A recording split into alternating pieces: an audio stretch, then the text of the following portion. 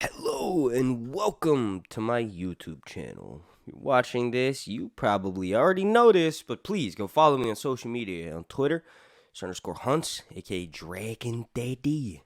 On Instagram, _Hunts, _reviews, and then also here on YouTube at Sir Hunts Reviews. Alright, so this is gonna be a quick little video. Maybe Patreon only, I'm not sure yet. Cersei, yeah, she's crazy, okay? Cersei is freaking insane, all right? We're not going to deny that. That's not the point of this goal, or the goal of this point. The goal of this video. It is instead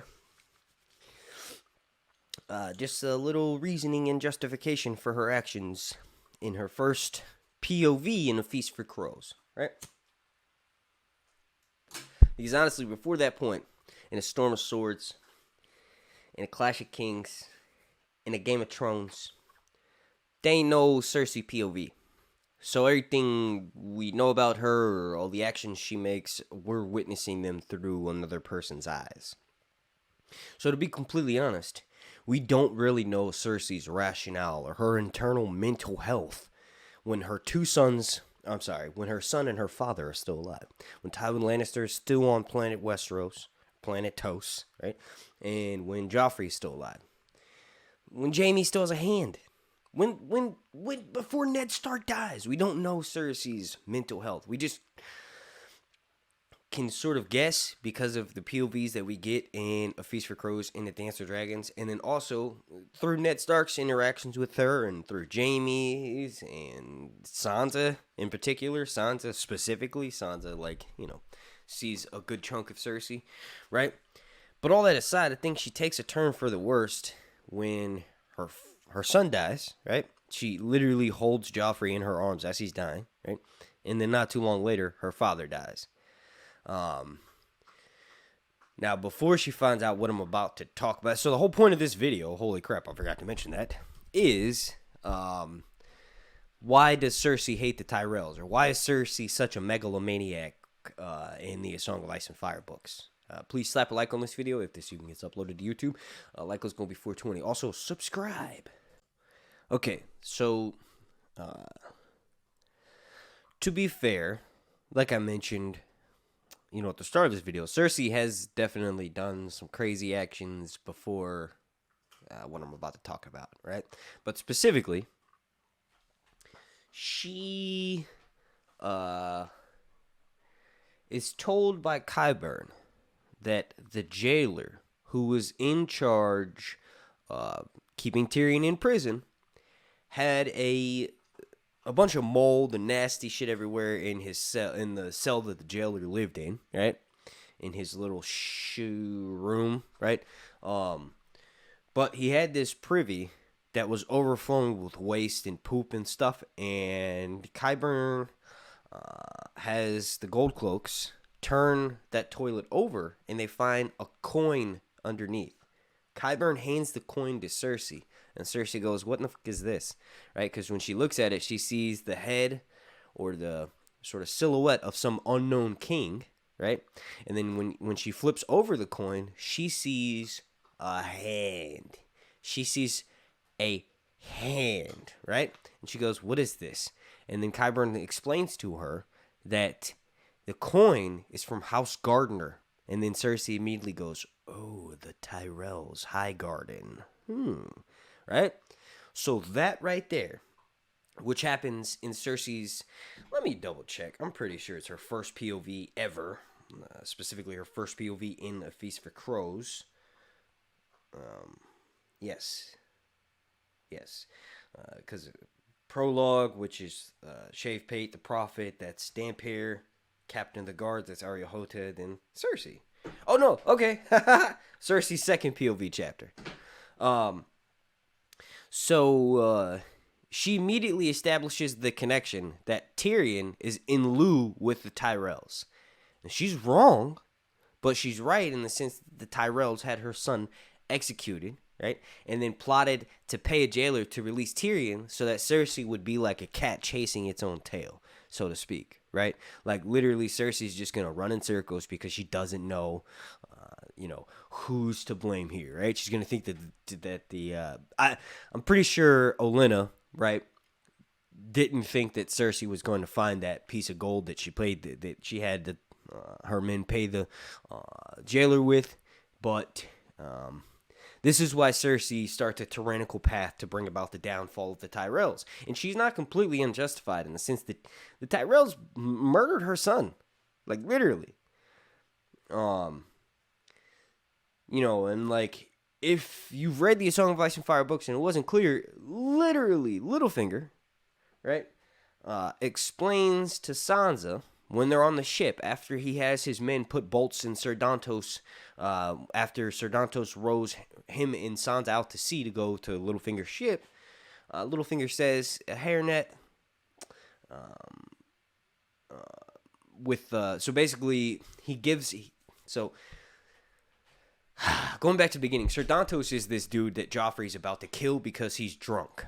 Right, so Joffrey is watching a tourney on his name day, and Ser Dantos is really late to his joust. And when he does show up, he's completely wasted, and he's struggling to put on his armor. And Joffrey is aware of this, so he's like, all right, I'm going to drown this dude in a cask of wine. But then Sansa speaks up and goes, no, it's ill luck to kill someone on your name day. And she thinks to herself, oh, I just completely made that up. But then Sandor backs her up. He's like, yeah, whatever you reap on your name day, you're going to, get it the rest of the year, right? So if you do something bad on your name day, the rest of your year will potentially be bad luck. So anyway, that fool that's drunk is Ser Dantos. So Ser Dantos is, on Sansa's recommendation, made a drunken fool that's meant to entertain the court, right? So when Joffrey dies, the plotting happens. Ser Dantos is part of it because he gives Sansa this hairnet that he says has these purple amethyst. No, Danny. Daddy's recording right now. I'll show you to the people, though. Come here. You can sit in my lap. You're just so big, girl. You're so big, it's awkward. Where was I at? So, no. Do not do that. Do not do that.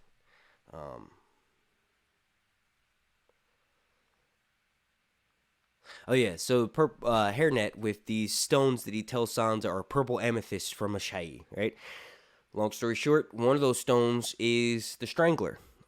Olenna, like in the TV show, well, in the TV show, they physically show it happening, but we don't really see it happening through Sansa's POV or Tyrion's POV at Joffrey's wedding to Marjorie, right? So Olenna, assumingly, someone plucks one of those hairnets, and Sansa finds out later that one of the stones is missing from the hairnet. I think it's a necklace on the TV show. It's a necklace, because Sansa, one of them is like glass or something. So anyway, Joffrey ingests the poison, and the Tyrells are guilty, right? They definitely had a hand in it.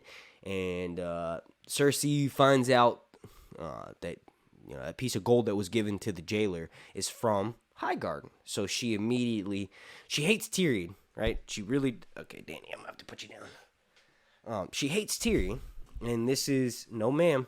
This is very well apparent all throughout the books, but mainly I think it's like a sibling rivalry turned into pure hatred, right? So a simple sibling rivalry, and they were never forced to work it out as youths, so that grew into full-on hatred towards each other as adults, which is totally a thing. If you have siblings, you know that's a thing, right? So anyway... What I'm getting at here... That's because I didn't ask you to do anything, sir. You fucking Irish. I have my voice for my iPhone Siri as Irish. It's hilarious when I'm driving, and I have it on Bluetooth, and, I'm playing music, and then she cuts off. Take a right up here. Your turn's coming up quickly. Please, slow down. Shiver me timbers. Right? Irish people don't say shiver me timbers. Are you ready, kids? Aye, aye, Captain. I can hear you. Aye, aye, Captain. Oh, who lives in a Joso in her own head? Cersei Lannister. All right, that's enough of that. Yeah.